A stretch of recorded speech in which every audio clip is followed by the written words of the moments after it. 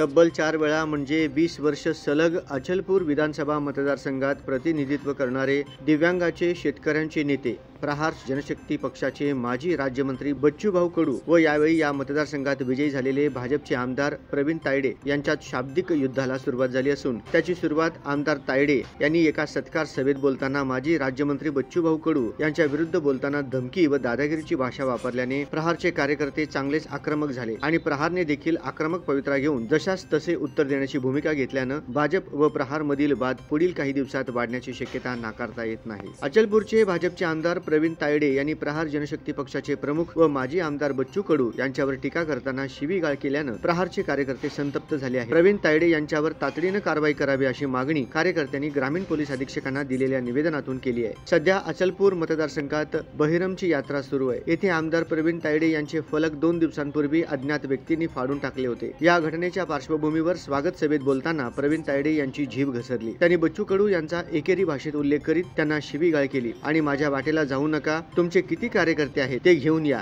जागा आणि वेळ ठरवा, मी कुठेही येण्यास तयार आहे अशा शब्दात आवाहनही दिले। त्यांच्या या भाषणाची ध्वनी चित्रफीत प्रसारित झाल्यानंतर प्रहारचे कार्यकर्ते संतप्त झाले।